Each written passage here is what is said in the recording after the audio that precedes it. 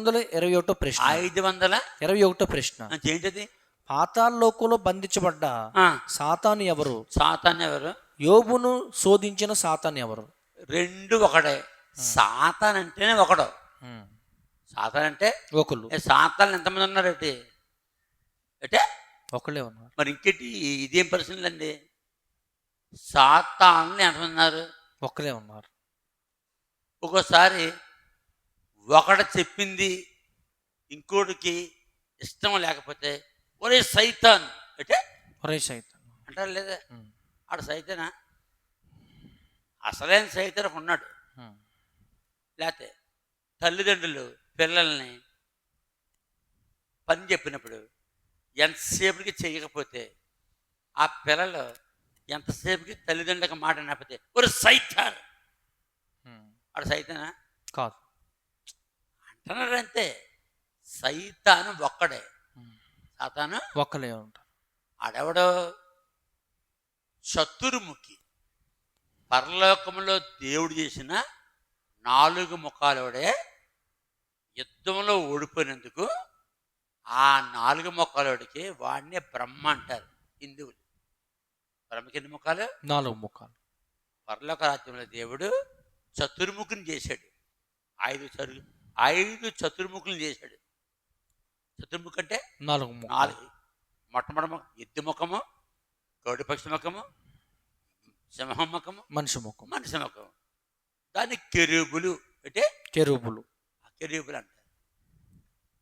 వాడికి 14 శక్తులు ఇచ్చాడు. ఎంత ఇచ్చాడు? 14 శక్తులు. ఎవరికీ తెలదు సంగతి, ఎవ్వరికి తెలదు. మొన్న ఏలూరు వెళ్ళామా చెప్పని సంగతి.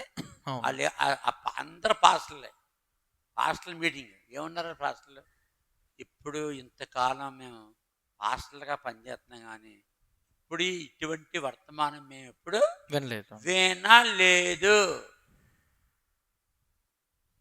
అని ఒప్పుకున్నారు లేదా? ఒప్పుకున్నారు. అందుకని ఇంకోటికి ఏమైంది, మంటలేసి ఈయన్ని ఇంతమంది పొగుడుతున్నారని వాడేమంటాడు నన్ను ఒరే సైతాన్ అని. నువ్వు పక్కన ఉన్నావు కదా, ఎవరన్నా నన్ను సైతాన్ అన్నాడు లేదా? అప్పుడు నేను సైతాన్ అయిపోతానా? కాదు. అప్పటికి నేను సంతోషంగా ఉన్నాను. ఎందుకు? జోన్లు మిమ్మును నిందించి మత్తయి 5లో చెప్పాడు యేసు ప్రభు. ఇంకా అలాంటి మనం భయపడిపోతే, సిగ్గుపడిపోతే, కృంగిపోతే ఇక మనం సేవకులు అవ్వడం. మత్తయి 5:11-12 నా నిమిత్తము జనులు మిమ్మల్ని నిందించి హింసించి మీ మీద అబద్ధముగా చెడ్డ మాటలెల్లా పలుకున్నప్పుడు మీరు ధన్యులు.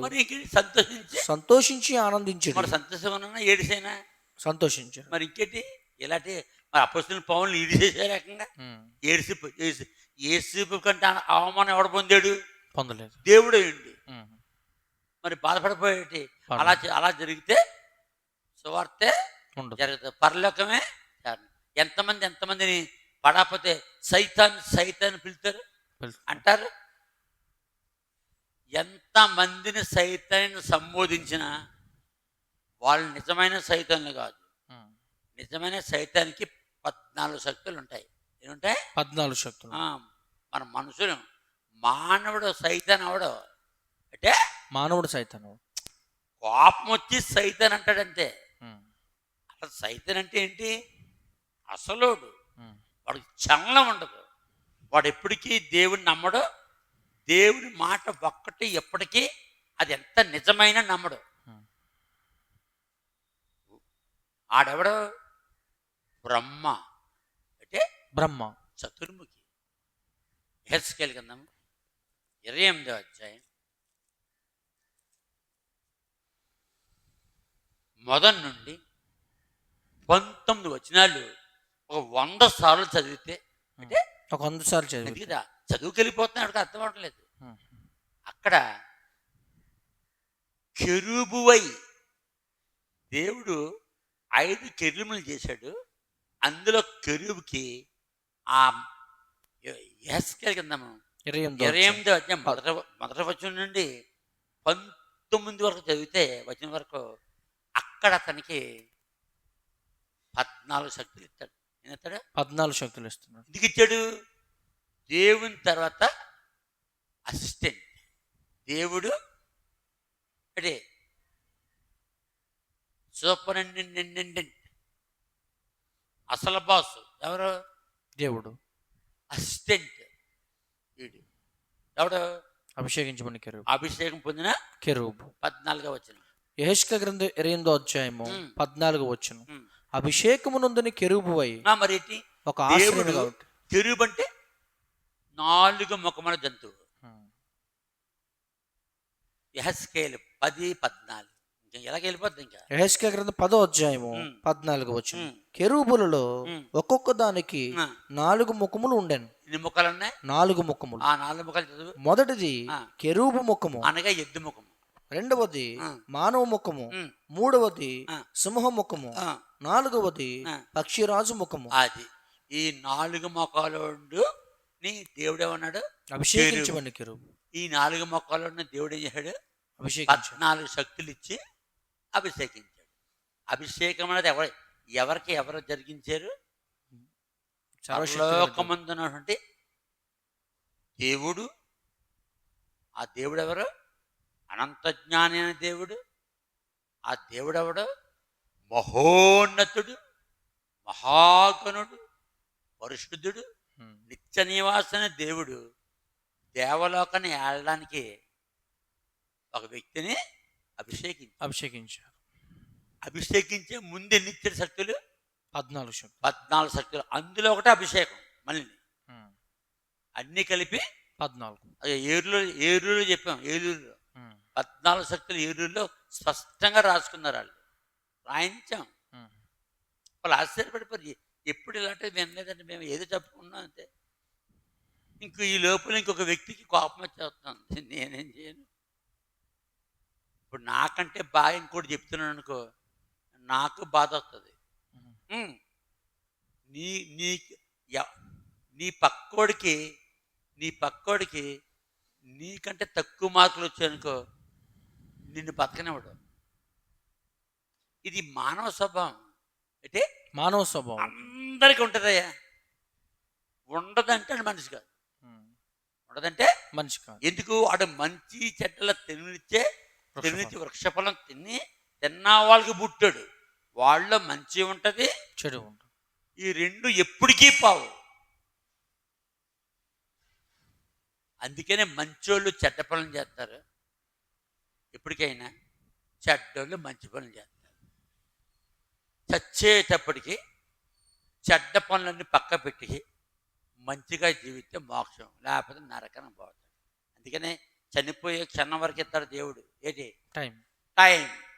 ఇదిగో మారు మనస్సును పొందు సమయమిదే, మక్కువతో ప్రభువు పిలచుచున్నాడు. మారు మనస్సును పొందు సమయమిదే, మక్కువతో ప్రభువు పిలచుచున్నాడు. తెరువబడి ఉన్నది కృపద్వారము, త్వరపడి రమ్మని పిలచెను.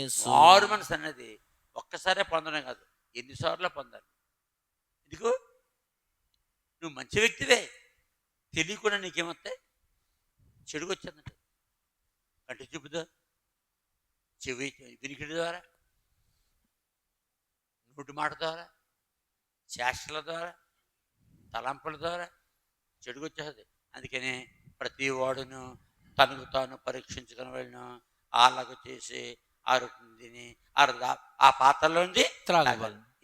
పోయిన వారం బాప్టిజానికి ముందే పాపాలు ఒప్పుకున్న తర్వాత బాప్టిజం ఇచ్చారా? పాపాలు ఒప్పుకున్న తర్వాత బాప్టిజం ఇచ్చారా? పాపాలు ఒప్పుకున్న తర్వాత మళ్ళీ దాని తర్వాత ఇస్తారా రొట్టె ద్రాక్షరసం? దాని తర్వాత ఇస్తారు ప్రభుత్వ సంస్కారం. మళ్ళీ ప్రతి వారం ఈ మాటని చెప్పాలి. ఎందుకు రాశాడు బైబిల్లో మాట? రొట్టె ద్రాక్ష యేసు ఎప్పుడు ఇచ్చాడు? మత్తయి సువార్త 26వ అధ్యాయంలో. 26వ అధ్యాయం. మత్తయి సువార్త అయిపోయింది అంటే 4 పత్రికలు అయిపోయాయి. దాని తర్వాత మార్కు సువార్త, అపోస్తల కార్యం 4 సువార్తలు అయిపోయాయి. మత్తయి సువార్త అంటే 4 సువార్తలు కలిపాయి. ఇంకా అపోస్తల కార్యాలు, రోమీలకు మొదటి కొరింథీ. 11 రాశాడు. ప్రతి మనుషుడు తను పరీక్ష. మరి మత్తయి సువార్తలో మరి రొట్టె పిడిచాడు పాపాలన్నీ ఒప్పుకున్న తర్వాత. మరి ఇంకేంటి? అలాగే మనం కూడా పాపాలు ఒప్పుకున్న తర్వాత బాప్టిజం తీసుకున్నాం. దాని తర్వాత రొట్టె దాసం ఇచ్చారా? దాని తర్వాత ప్రతి వారం ఏం చేయాలట? ప్రతి వాడును తను చదువు అన్నమాట. అత్తే మొదటి కొరింథీ 11వ అధ్యాయం 28వ వచనం. మొదటి కొరింథీయులకు రాసిన పత్రిక 11:28. కాబట్టి ప్రతి మనుషుడును తనను తాను పరీక్షించుకొనవలెను, అలాగూ చేసి ఆ రొట్టెని తిని ఆ పాత్రలోంది త్రాగవలెను. అలా ప్రతి వారం చేస్తాడా? ప్రతి వారం చేస్తాడు. భక్సింగారు సహవాసంతో ప్రతి వారం ఇదే నేర్చుకున్నారు క్రీస్తు సంఘం వాళ్ళు ప్రతి వారమే. ఇంకా మిగతా వాళ్ళందరూ నెలకోసారి బైబిల్ లేదు, ప్రతి వారం అని బైబిల్లో ఉంది. ప్రతి వారం రొట్టె విరవడం బైబిల్ ఎక్కడ ఉంది? అపోస్తలుల కార్యములు 20వ అధ్యాయం 7వ వచనంలో పౌలు చెప్పేశాడు. అపోస్తలుల 20వ అధ్యాయము 7వ వచనం. ఆదివారం మేము రొట్టె విరుచుటకు. రొట్టె ఎప్పుడు విరాలి? ఆదివారమున. వారానికి ఎన్ని ఆదివారాలు వస్తాయి? 1. నెలకి 4 లేదా 5. లేక 5. సంవత్సరానికి 52 లేదా 53 వస్తుంది. అంతేనా? అంతే. అది కరెక్ట్. అందుకని ప్రతి వారం రొట్టె విరుతున్నప్పుడు ఏమని ఒప్పుకోవాలంట? ప్రతి మనుషుడు తనను తాను పరీక్షించుకొనవలెను. తనకు తాను పరీక్షించుకొనవలెను. ఎక్కడుంది? మొదటి కొరింథీ 11:28. అలాగూ చేసి ఆ రొట్టెని తిని ఆ పాత్రలోంచి త్రాగవలెను. మరి బాప్టిజం తీసుకున్న తర్వాత రొట్టె తీసుకున్నాడు, మరి ప్రతి వారం ఒప్పుకోవడం ఎందుకు బాబాయ్? అంటే మొదటి యోహాన పత్రికలు ఉంది. మొదటి యోహాన పత్రికలు ఉంటుంది. మొదటి యోహాను రాసిన పత్రిక మొదటి అధ్యాయం 8వ వచనం 10వ వచనం. మొదటి యోహాను రాసిన మొదటి అధ్యాయము 8వ వచనం 10వ వచనం. మనం పాపము లేని వారమని చెప్పుకొని మనలో మనమే మోసపుచ్చుకుందాము. ఎక్కడుంది? మొదటి యోహాను మొదటి అధ్యాయం 8వ వచనం. 8వ వచనం మనము పాపము లేని వారమని చెప్పుకొని మనల్ని మనమే మోసపుచ్చుకుందాము. మరి దానిపైన 7వ వచనంలో యేసు రక్తంతో పాపం కడిగేసుకున్నాడు. మరి కడిగేసుకున్నారు. మరి పాపం కడిగేసుకుంటే 8వ వచనం అది నిరాశుడు. నువ్వు ఒప్పేసుకున్నా ఆ పాపపురుషుడు వదలరా నిన్ను. 7వ వచనంలో ఒప్పుకున్నాను. యేసు రక్తము ప్రతి పాపము నుండి మనల్ని పవిత్రులుగా చేసిందా? చేశాను. చేస్తే మరి 8వ వచనంలో పాపం వచ్చింది. మళ్ళీ 10వ వచనం. మొదటి యోహాను మొదటి అధ్యాయం 10వ వచనం. మనం పాపము చేయలేదని చెప్పుకునే ఆ యేసుక్రీస్తు ప్రభువును అబద్ధికునిగా చేయవారు. మరి ఇంకేంటి? మరి 10వ వచనం పైనే ఉంది. 10వ వచనం పైన 9వ వచనం. అక్కడ ఏం చేశాడు? మొదటి యోహాను మొదటి అధ్యాయం 9వ వచనం. మన పాపములను మనం ఒప్పుకునే యేసుక్రీస్తు ప్రభు నమ్మదగిన వాడును నీతిమంతుడు కనుక యేసుక్రీస్తు ప్రభు మన పాపలు క్షమించి, అంటే పాపాలు ఒప్పేసుకున్నావు, క్షమించేశాడు, సమస్త దుర్నీతి నుండి మనల్ని పవిత్రులుగా చేసిన తర్వాత 10వ వచనంలో మనం పాపం చేయలేదని చెప్పుకుని యేసుక్రీస్తు ప్రభువును అబద్ధికునిగా చేయవారు. ఇదేంటిది? 7వ వచనంలో పాపం కడిగేశాడు, 8వ వచనంలో నువ్వు పాపం అంటున్నాడు. 19వ వచనంలో పాపాలు ఒప్పేసుకున్నావు, క్షమించేశాడు. మళ్ళీ 10వ వచనంలో నువ్వు పాపం లేదని అన్నావా, నువ్వు పాపివి. అందుకని ప్రశ్న ఏంటి బాబయ్య? పాతాళలోకములో బంధించబడ్డ సాతాను ఎవరు? యోబును శోధించిన సాతాను ఎవరు తెలుపగలరు? కాబట్టి ఈ సాతానుడు అసలైన సాతాను. వీడి వల్ల వస్తాయి పాపలన్నీ. వాడు ఎప్పుడు సాతానుడు అనబడ్డాడు. దేవుడిచ్చిన 14 శక్తులు తీసుకున్న తర్వాత దేవునితో సమానంగా సభాపర్వతం మీద కూర్చున్న తర్వాత వాడిలోకి పాప పురుషుడు ఉన్నాడు. పాప పురుషుడు అంతవరకు వీడు పరిశుద్ధుడే. నీవు నీ పరిశుద్ధ స్థలంలో చెరుపుకుంటా అంటాడు. యెహెజ్కేలు 28వ అధ్యాయం మొదటి నుండి 19 చదివితే వాళ్ళు చదువుకుంటారు. మరి వీడియో లాంగ్ అయిపోతుంది. పాడిందే పాటరా పాసిబుల్ దాసరా. కాబట్టి వీడిలోకి పాప పురుషుడు ప్రవేశించాడు. ఆడెక్కడున్నాడు? శూన్యంలో. శూన్యం ఉన్నాడని ఎలా తెలుసు? బైబిల్ చెప్తుంది. బైబిల్ రాయించింది ఎవరు? దేవుడు. ఏదని ఎవరు చెప్పాలా? దేవుడే చెప్పాలి. ఎవరు చెప్పరు? పాపం చెప్పదు. పాపం చెప్పదు, సైతం చెప్పదు, మహాపురుషుడు చెప్పడు, క్రూరముఖం చెప్పడు, ఎవరు చెప్పడు. అతి పరిశుద్ధుడే సమస్తం చెప్తాడు. ఆయన పరిశుద్ధుడు కాబట్టి. ఒరే పాప పురుషుడు ఉన్నాడు రా ఆయన చెప్తుంటే, దేవుడు ఒక్కడ ఉండాలి కదండి శూన్యంలోను. ఆయనే కదండి స్వయంభవుడు. మరి ఈడలాగా వచ్చాడండి, ఆడలాగా వచ్చాడు. దేవుడు చెప్తున్నాడు. మనం బైబిల్ నమ్మాలా వద్దా? నమ్మాలి. అది నమ్మితే తెలుస్తుంది, నమ్మకపోతే పోతాడు అంతే. అది చెప్పింది ఎవరు? పాపం ఉన్నదని చెప్పింది ఎవరు? దేవుడు చెప్తాడు. పాపం అనే మాట ఎవరి నోట్లోంచి వచ్చింది బయటికి? దేవుడి నోట్లో. అసలు దేవుడు ఎవరు? పరిశుద్ధుడు. పరిశుద్ధుడి నోట్లోంచి పాపం అనే మాట రావచ్చా? తెలియజేయడానికి చెప్పాడు. అంటే తెలియజేయడానికి చెప్పారు. అంతేగాని దేవుడి నోట్లో పాపం ఉండదు, దేవుడి నాలుకలో పాపం ఉండదు. పాపం అనేవాడు ఉన్నాడు రా, పాపపురుషుడు ఉన్నాడని చెప్తున్నారు. అతి పరిశుద్ధుడు ఆయన పాపేవాడు. చెప్పినా అతి పరిశుద్ధుడు పాపేవాడు. ఎక్కడ చెప్పాడు? యెహెజ్కేలు 28, 14, 15.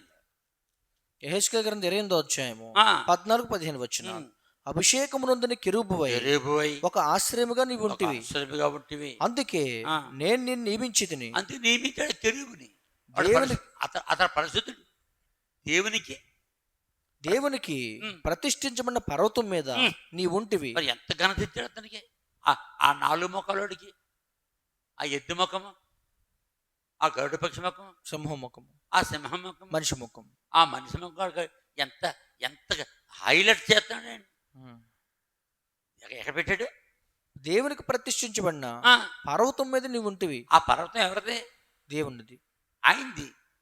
ఆ దాని మీద ఈయన పెట్టాడు. మరి దేవుడు ఎంత మంచోడు అంటే, దేవుడు ఏం పాటించినాడు? ఈక్వాలిటీ. దేవుడు ఏం పాటించినాడు? ఈక్వాలిటీ. నేనే గొప్పండు కాదు, నువ్వు గొప్పడు అని చెప్తున్నాడు. ఎవడు చెప్తాడులాగా? ఎవరు చెప్పరు. చెప్పడు. కాలుచున్న రాళ్ల మధ్యను నీవు సంచరించుచుంటివి. అది ఎవరిది? ఆ పోస్ట్ ఎవరిది? ఎవరు కాళ్ళుచున్న రాళ్ళను సంచరించారు? దేవుడు వీడిని సమానంగా చేసిన పని. దేవుడు ఈక్వాలిటీ పాటించినాడు. ఇంకెవడ ఒక కంపెనీలో అందరు సమానం ఉండరు. కేటగిరీ లాస్ట్లో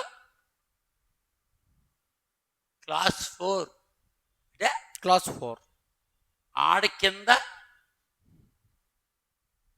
తుడిసివు అంటే తుడిచివాళ్ళు.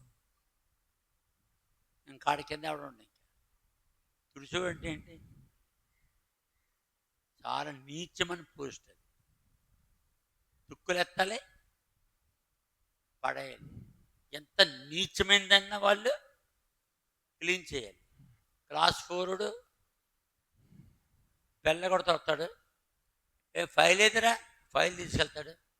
బెల్ల కొడుతూ వస్తాడు. టీ పట్టురా, పట్టుకొస్తాడు. కానీ తొడవడు. తుడిసాడంటే ఆడకంటే తక్కువాడు. కాబట్టి దేవుడు ఈక్వాలిటీ పాటిస్తున్నాడు.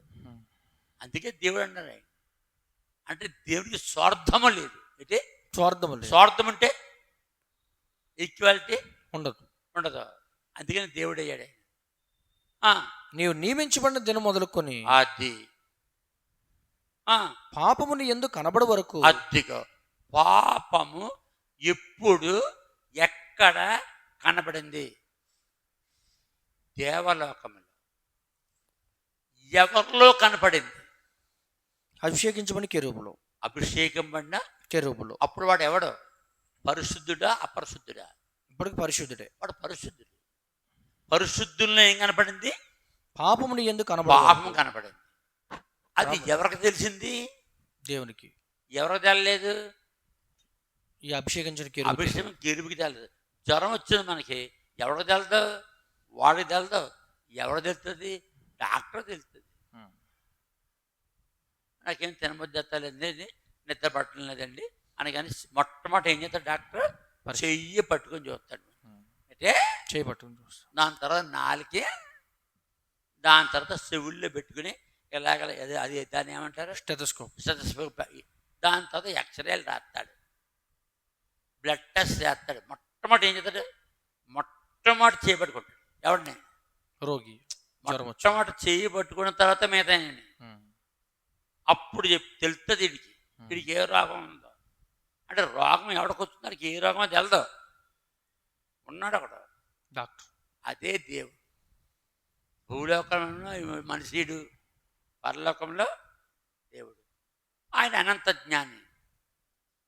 ఆ అనంత జ్ఞానికి అన్నాడు, పాపము నీ ఎందుకు కనబడే వరకు ప్రవర్తన విషయంలో నీవు యథార్థవంతుడుగా ఉంటివి. అంటే సో పాపం కనిపించే వరకు యథార్థవంతుడు.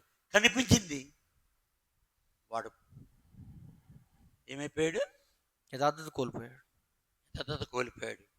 కోల్పోయి దేవలోకంలో ముక్కుడు దేవతల్ని తన వైపుకి తెచ్చేసుకుని తొలేకాసి, మలేకాసి, ముక్కోటి ఏకాశి నాడు దేవుని మీదకి యుద్ధానికి బయలుదేరాడు. ఆ కెరూబులో ఆ 4 మొక్కలలో ఎల్లప్పుడూ పాప పురుషుడు నివాసం చేస్తూ ఉంటాడు. ఆడు మాత్రం ఆళ్ళలోంచి పోవడం. అంటే ఇద్దరు ఒకటే. ఇంకా దాన్ని విడదీసి పెద్ద ఘటసర్పం తయారు చేసి ఆ గడస చుట్టుకుని ఇంత సర్పం ఉంటుంది. అందులో ఉన్నవాడిని బయట చూపించాడు. ఎక్కడ? ఆ యొక్క గడసర్పం మీద పడుకొని ఉంటాడు. అంటే ఎప్పుడు చూసా బొమ్మ? చూసాను. ఆడెవడు? వాడు పాహపురుషుడు. ఆడెక్కడ ఉంటాడు? గడసర్పం లోపల ఉంటాడు. అంటే గడసర్పం లోపల. ఆ గడసర్పం ఎవరు? ఈ 4 మొక్కలు. ఈ 14 శక్తులు ఎవరికి ఇచ్చాడో ఆడే దేవునితో యుద్ధం చేయడానికి సర్పంగా మారిపోయాడు దేవలోకంలో. అదే ప్రకటన గ్రంథము 12వ అధ్యాయము 7, 8, 9. ప్రకటన గ్రంథం 12వ అధ్యాయం. అంటే చూడు, ప్రశ్న చిన్నదే. సాతానుడు ఎవరు? ప్రకటన గ్రంథం సాతాను ఎవడో చెప్పడానికి ఇంత చెప్పు రావాలి. మూలం. నేను ఎప్పుడు ఎక్కడికి వెళ్తాను? మూలానికి వెళ్తాను. కొంతమంది మధ్యలో చెప్పేస్తారు, ఇంకా వెనకాల చెప్పలేరు. కొంతమంది అక్కడ జరిగింది చెప్తాడు, ఏం చెప్పడు. వినేవాడికి ఎప్పటికీ డౌట్ తీరదు. మనం ఎక్కడికి వెళ్తున్నాం? మూలం. అందుకే మన వీడియోలు చాలా లాంగ్ ఉంటాయి. చాలా మంది చెప్పేది, అయ్యా మీరు చాలా ఓపికగా చెప్తారని అన్ని చెప్తా. మనం తెలుసు కాబట్టి. అది ఇష్టం లేనివాడు ఏమంటాడు? ఊరు నువ్వు సైతాను అయిపోతావు. అడిగి బుర్ర. ప్రకటన గ్రంథం 12వ అధ్యాయం 7వ వచనం. అంతటా పరలోకమందు యుద్ధము జరిగింది. యుద్ధం దేనికోసం? యుద్ధం దేనికోసం? అధికారం కోసం, పరలోకం కోసం. నువ్వా నేనా దేవుణ్ణి? మికాయేలును అతని దూతలను ఆ గడసర్పముతో యుద్ధము చేయవలని ఉండగా. మికాయేలు ఎవరు? దేవుని యుద్ధాల దేవత. అంటే యుద్ధాల దేవదూత. అంటే సైన్యాధిపతి. ఆ గడసర్పమును దాని దూతలను యుద్ధము చేసిరి గాని గెలవలేకపోయేరి గనుక. అంటే పరలోకంలో యుద్ధం చేయడానికి చతుర్ముఖి ఈ 4 మొక్కలు ఏ రూపం ఎత్తాడు? గడసర్పం. ఏ అవతారం ఎత్తాడు? గడసర్పం. గడసర్పం ఎక్కడి నుంచి వచ్చింది? గడసర్పం ఎక్కడి నుంచి వచ్చింది? తన రూపం మార్చుకోవడం వల్ల వచ్చింది. ఎవడు తన రూపాన్ని మార్చుకున్నాడు? అభిషేకించబడిన కెరూబు. చతుర్ముఖి. 4 మొక్కలు వాడు గడసర్పంగా తయారయ్యాడు. అప్పుడు సర్పం వచ్చింది. అంతము సర్పము లేదు. దేవుడు గడసర్పాన్ని దేవుడు తయారు చేయలేదు. అంటే తయారు చేయలేదు. గడసర్పాన్ని దేవుడు తయారు చేయలేదు. 12 శక్తులు ఎవరికైతే ఇచ్చాడో వాడే తన శక్తుల చేత, ఆ శక్తుల గొప్పదేది పూర్ణ జ్ఞానం. చెప్పు. పూర్ణ జ్ఞానం. దాని వల్ల వాడు గడసర్పంగా వాడు మారిపోయాడు. ఆ గడసర్పమును దాని దూతలను యుద్ధము చేసిరి గాని గెలవలేకపోయారు. అంటే ఈ గడసర్పంగా అంతకుముందే కెరూబుగా ఉన్నప్పుడు దేవలోకం నుంచి 33,33,33,333 దేవదూతల్ని తన వైపుకి తెచ్చుకున్నాడు. తొలి ఏకేసినాడు, బలి ఏకేసినాడు, ముక్కోటి ఏకేసినాడు. అప్పుడు వాళ్ళందరూ ఇది ఒప్పుకొచ్చారు. అప్పుడు వీళ్ళు దేవుని దూతలతో యుద్ధం చేశారు. దేవుని దూతలకి యుద్ధానికి సైన్యాధిపతి ఎవరు? మిఖాయేలు. ఎవరు? మిఖాయేలు. దేవుడు ఎవరితో దెబ్బలాడు గొప్పలు దెబ్బలాడరు, కేకలేరు, ఏం చేయాలో చేయించేస్తారు. వాళ్ళు మాత్రం అక్కడే ఉంటాడు, పంపలో పళ్ళు జరిగిపోతుంది. అందుకని దేవుడు రాలేదు దెబ్బలాడికి. ఎవడొచ్చాడు? మిఖాయేలు వచ్చాడు. దేవుని తరపున దేవుని యుద్ధాల దేవతని దేవుని దూతలతో పంపాడు. వెళ్ళరంటే వెళ్ళి కొట్టుకొచ్చేయండి. ఆయన ఎక్కడ ఉంటాడు? ఎప్పుడు దేవుడు తనంతా తాను దీనికి రాడు, యుద్ధానికి రాడు. ఆ గడసర్పమును దాని దూతలను యుద్ధము చేసిరి గాని గెలవలేకపోయారు గనుక పరలోకమందు వారికి స్థలము లేకపోయాను. ఏం లేదు, పరలోకమందు స్థలము లేక, పరలోకంలో స్థలం లేకపోతే వాళ్ళకే లేదు పరలోకంలో స్థలం. ఇంకా వాళ్ళకి మొక్కే వాళ్ళకి ఏముంటుంది స్థలం? ఉండదు. ఇప్పుడు అదే హిందువులు చేసే పని అదే. హిందువులు ఎవరు మొక్కుతున్నారు? ఓడిపోయినోండి. క్రైస్తవులు ఎవరు మొక్కుతున్నారు? గెలిచినోండి. ఆ తేడా తెలక ఆ ఎదవలకు అలా ఏడుతున్నారు. కాగా సర్వలోకమును మోసపుచ్చు అపవాదనియు. అదేగా ఇప్పుడు వస్తుంది. సర్వలోకాన్ని మోసపుచ్చు అపవాదనియు. ఓడిపోయి సర్వలోకమును మోసపుచ్చు అపవాదనియు సాతాననియు. ఇప్పుడు వచ్చాడు సాతాన్ అన్నమాట. సాతాను అనే మాట సాతాననియు తర్వాత అను పేరు గల ఆది సర్పమైన ఆ మహాగడ సర్పము పడద్రోయబడెను. దేవుడు ఎన్ని పేర్లు పెట్టాడికి? 3 పేర్లు పెట్టాడు. మొట్టమొదటి అపవాదనియు, రెండోది సాతాననియు, సైతాన్, మూడోది ఆది సర్పమైన ఆది గడ సర్పం. ఆ మహాగడ సర్పము పడద్రోయబడెను. అది భూమి మీద పడద్రోయబడెను. అప్పటికే దేవుడిని పడగనికి ఏం చేశాడు? భూమిని చేశాడు డ్రై ల్యాండ్, ఒక్క చొక్క నీరు లేదు దానికి. తర్వాత దాని దూతలు ఎంతమంది? 33 కోట్ల మంది. 33 కోట్లు. ముక్కోడి దేవత అంటారు రాళ్ళని. ముక్కోడి దేవతలు, దాని దూతలు ముక్కోడి దేవతలు. దాని దూతలు దానితో కూడా పడదోయబోయాడు. ఎక్కడ? భూమి మీద పడబోయాడు, డ్రై ల్యాండ్. అప్పుడే ముక్కోడి దేవతల్ని పాతాళలోకానికి గెంటేస్తాడు. ఎందుకే? సాతాన్ ఎవరు? దేవుడిచ్చిన సమస్తము మర్చిపోయి ఏమిచ్చాడు? 14 శక్తులు ఇచ్చాడు. 14 శక్తులు ఇచ్చినందుకు ఏం చేయాలి? థ్యాంక్స్ చెప్పాలి. ఇంకా ఏం చేయాలి? దేవుని సాష్టాంగ నమస్కారం చేయాలి. ఎవడెత్తాడో 14 శక్తులు? 14 శక్తులు ఎక్కడున్నాయి? దేవుని దగ్గర ఉన్నాయి. ఎక్కడున్నాయి? దేవుని దగ్గర ఉన్నాయి. ఆ శక్తులు ఇచ్చాడు దేవుడు. ఎవరు? 14 శక్తుల కంటే గొప్పవాడు. అంటే 14 శక్తుల కంటే గొప్పవాడు అంటే అనంత జ్ఞాని.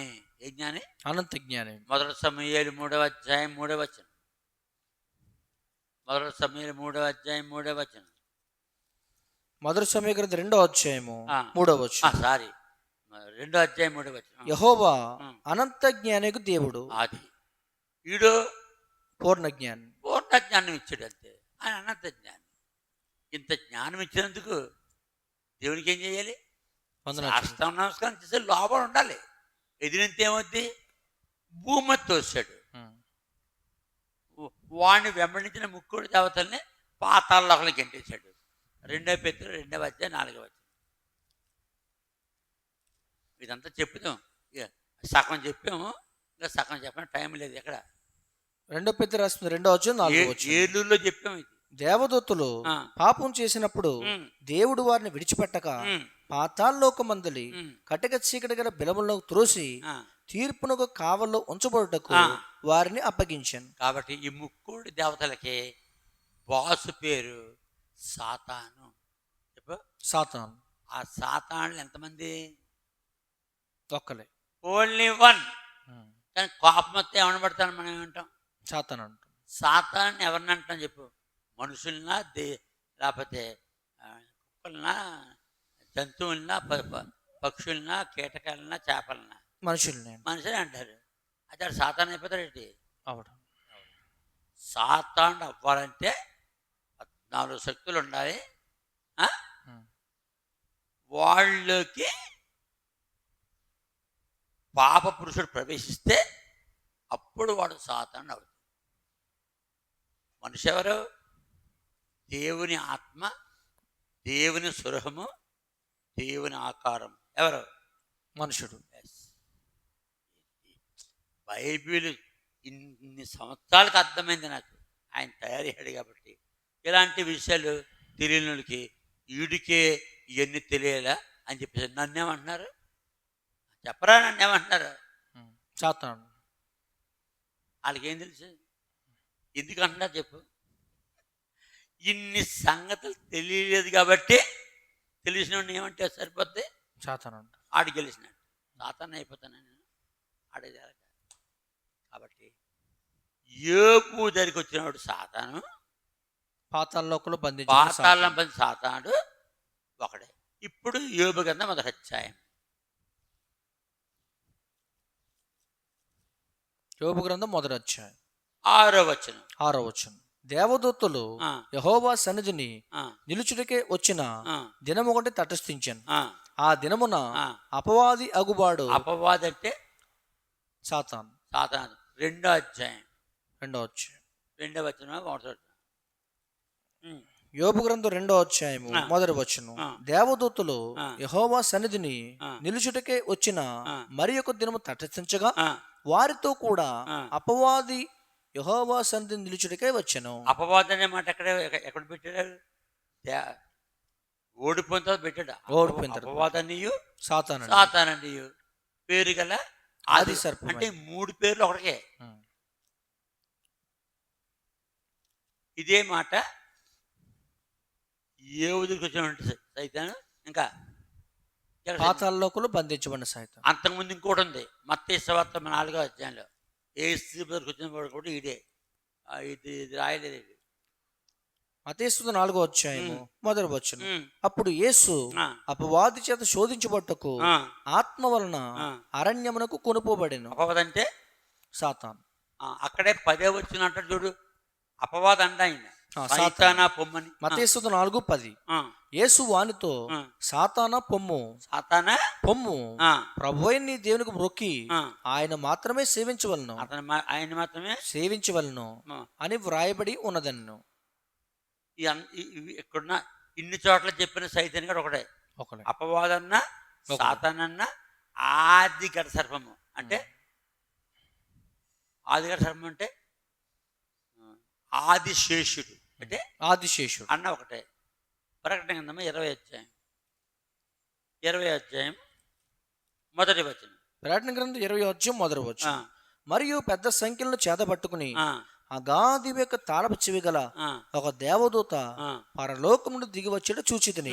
అతడు ఆది సర్పమును అనగా అపవాదియు సాతానును. ఆది సర్పమన్న ఒకటే. ఆది సర్పమన్న, అపవాదన్న ఒకటి, సాతానన్న ఒకటి. ఎక్కడ పొందాడు ఈ బిరుదులు? ఓడిపోయిన తర్వాత, దేవలోకంలో ఓడిపోయిన తర్వాత. ఇంకా భూమి తొయ్యబడక మునుపు 3 పేర్లు పెట్టాడు దేవుడికి. అపవాది, సాతాను, ఆది సర్పమైన మహాగఢ సర్పం. అపవాది అంటే వాదనకి వ్యతిరేకి. అక్కడే 20వ అధ్యాయం 27వ వచనం. ప్రకటన గ్రంథం 20వ అధ్యాయము 7వ వచనం. 1000 సంవత్సరాలు గడిచిన తర్వాత సాతాను తానున్న చెరలో నుండి విడిపించబడును. అదిగో అక్కడ సాతానునే రాసి. కాబట్టి ప్రకటన గ్రంథంలో సాతాను మత్తయి సువార్తలో ఉన్న సైతాను, యోబు గ్రంథంలో సాతాను, లూకా సువార్తలో 4వ అధ్యాయంలో సైతాను, యోబు గ్రంథంలో సైతాను, ఎందరో పరలోక రాజ్యంలో యుద్ధంలో ఓడిపోయిన ఆ కడ సర్పము ఆ సైతాను అందరూ ఒకటే అని తెలుసుకోవాలి. ఎవరు? రమణమూర్తి గారు. రమణమూర్తి. రమణమూర్తి ఏ ఊరు? రాయలేదు. ఊరు రాయుడు, వయసు రాయలేదు. అంటే వయసు కూడా లేదు. వయసు రాయుడు, ఇంకేం రాయుడు? అడ్రస్, సెల్ నెంబర్ పెట్టాడు. ఇక్కడితో ఈ యొక్క జాబ్ పూర్తి చేసాం. సైతాన్ అంటే ఒకటే.